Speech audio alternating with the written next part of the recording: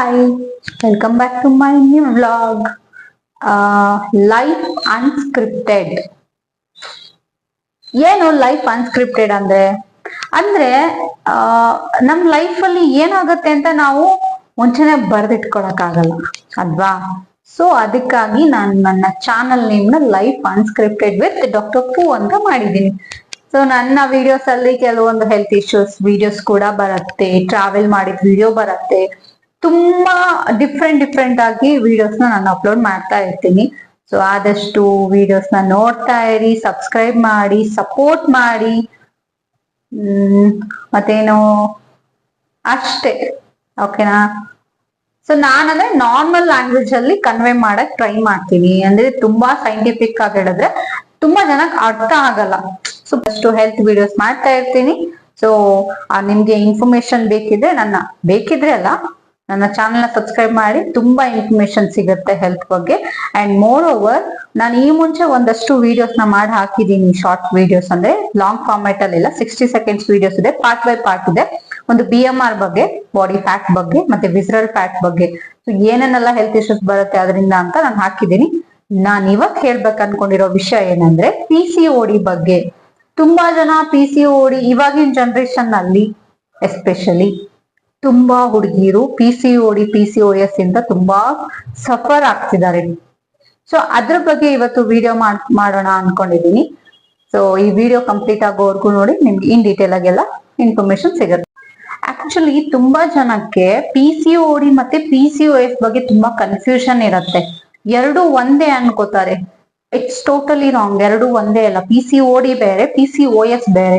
PCOD ಅಂದ್ರೆ polycystic ovarian disease ಅಂತ, PCOS ಅಂದ್ರೆ ಪಾಲಿಸಿಸ್ಟ್ ಓವರಿಯನ್ ಸಿಂಡ್ರೋಮ್ ಅಂತ. ಅರ್ಥ ಆಯ್ತಾ? ಸೊ ಇದೆರಡು ಬೇರೆ ಬೇರೆನೆ. ಅಂದ್ರೆ ಇವೆರಡು ಕೂಡ ಫಿಮೇಲ್ಗೆ ರೀಪ್ರೊಡಕ್ಟಿವ್ ಮೇಲೆ ಹೊಡ್ತಾ ಬೀಳೋ ಅಂತವು. ಬಟ್ ಎರಡು ಬೇರೆ ಬೇರೆ ಹೆಲ್ತ್ ಇಶ್ಯೂಸ್.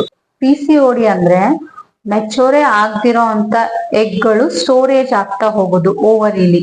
ಅಂದ್ರೆ ಅದಕ್ಕೆ ನಾವು ಸಿಸ್ಟ್ ಅಂತ ಕರಿತೀವಿ ಸೈಂಟಿಫಿಕಲಿ. ಅದು ಯಾಕೆ ಸಿಸ್ಟ್ಗಳಾಗ್ತಾ ಹೋಗುತ್ತೆ ಓವರಿಲಿ, ಆ ಓವರಿ ಕೂಡ ಎನ್ಲಾರ್ಜ್ ಆಗ್ತಾ ಹೋಗುತ್ತೆ.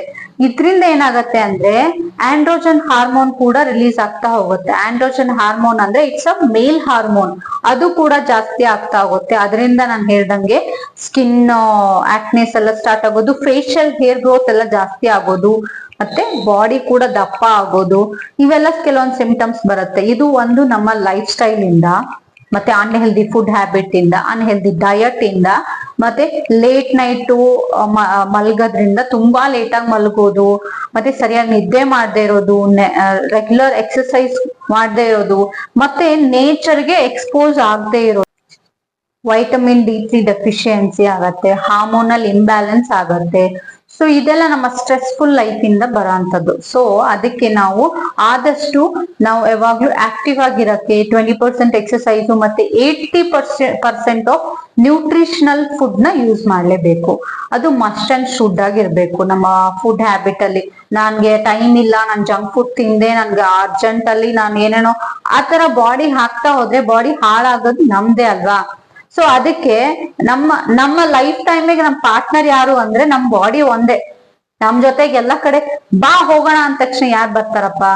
ಬಾಡಿನೇ ಅಲ್ವಾ. ಸೊ ಬಾಡಿನೇ ನಮ್ನ ಬೆಸ್ಟ್ ಪಾರ್ಟ್ನರ್. ಅದನ್ನ ನಾವ್ ಎಷ್ಟು ಚೆನ್ನಾಗಿ ನೋಡ್ಕೋತೀವಲ್ಲ, ಸೊ ಲೈಫ್ ಅಷ್ಟೇ ಚೆನ್ನಾಗಿರುತ್ತೆ. ಸೊ ಯಾರಿಗೆಲ್ಲ ಇದ್ರ ಬಗ್ಗೆ ಡೌಟ್ ಇದೆ, ಒನ್ ಸೆಷನ್ ಕೂಡ ಇರುತ್ತೆ ಲೇಡೀಸ್ಗೆ ಪರ್ಸನಲಿ. ಸೊ ನೀನು ಹಂಗೆ DM ಮಾಡಿದ್ರೆ ನಾನು ಇನ್ ಡೀಟೇಲ್ ಆಗಿ ನಿಮ್ಗೆ ಹೇಳ್ಕೊಡ್ತೀನಿ.